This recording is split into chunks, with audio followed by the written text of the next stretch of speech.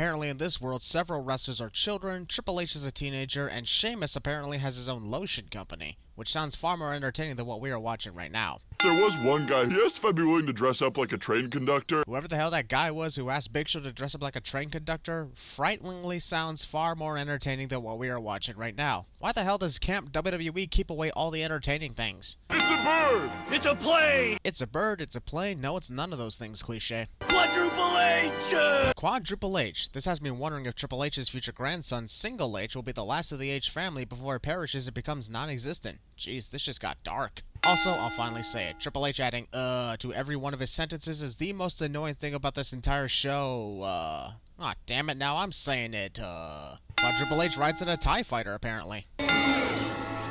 Okay, but how is Quadruple H supposed to get back home now? Does he actually believe Vince McMahon will lend him a ride? How many more darts do you plan on nailing? John Cena just sits around and takes the beatings. I guess after all the chaos he went through with his alternate clone, John no longer gives a shit about Camp WWE. Hey, feelings mutual. The Ultimate Warrior is a discount Batman of this series. Also, how can any of these kids see a symbol in the sky when it's so bright and sunny outside today? Ultimate Warrior is the most powerful force ever. Judging by all the darts lodged in your back, I'd actually say you are the most powerful force ever. Even Warrior would be jealous. Had to relocate deep into the woods. And by deep into the woods, we mean he's actually in a shack that's practically next door to the entire camp, especially judging by how close his logo was from the ground.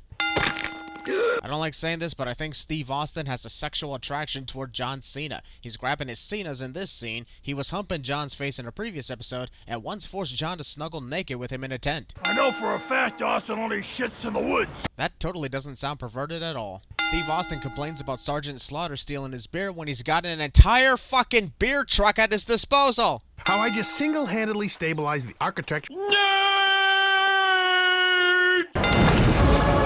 The Ultimate Warrior had his cabin set up like this just on the one case that a random camper would turn up, and conveniently a camper that was searching for him anyway. This literally could have happened on a random hitchhiker who was passing by while searching for a secret place to masturbate. I assume. This sequence doesn't really add up. Warrior is running at the right pace when he appears from one side of the cabin to the other.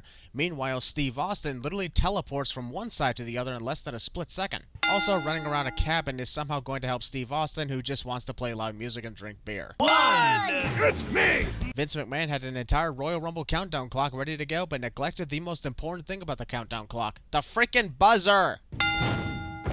Wouldn't be the first time Vince crashed and burned as a result of running at the Royal Rumble. I was so good at ninth grade, I took it twice. Probably because you failed it the first time. I could build a Lego Hogwarts with limited instruction. Sorry, Quadruple H, but Vince McMahon wins this time around, because no matter how many PhDs you got, nothing, and I repeat, nothing, can match up to building a Lego Hogwarts set with limited instructions. How long will you be staying? 1,219. Fucks I don't give about the number of minutes you're staying. Just say, until likely tomorrow, and move on. Neither Steve Austin nor the Ultimate Warrior are in sync with the music. And how did Warrior know that Steve could play the guitar? Embracing of the spirit of the Ultimate Warrior apparently requires you to play Connect 4. What in the hell am I watching?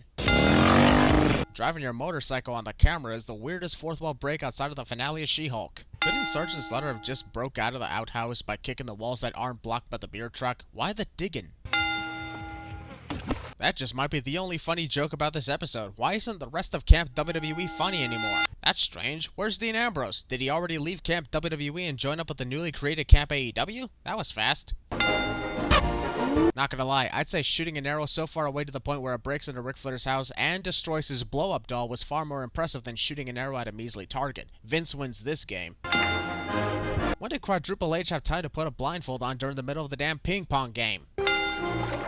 Stephanie McMahon survives this. Ping pong, chicken, and dodgeball, but Vince McMahon declares that Quadruple H also won a game of dodgeball. Conveniently, the one game that could have been entertaining to watch and we missed it? Rip off. I'm sorry, Dad. Sorry that I had to climb to the top of a bunk to have this conversation, apparently.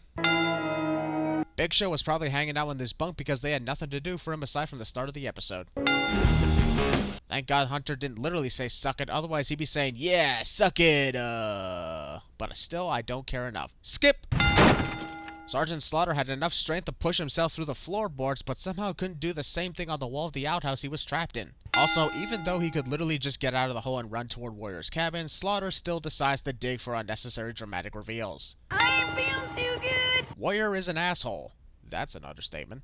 This is my favorite. Goldust is as interested in this video as I am doing a video on this episode. Man, we really have a lot in common.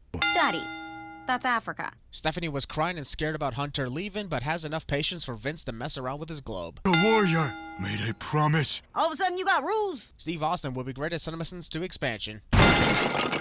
Warrior hasn't kicked Slaughter's ass for destroying his floorboards. I don't know if Vince is surprised that Hunter gave him a hug, or the fact that Vince managed to conveniently find Hunter at this random location.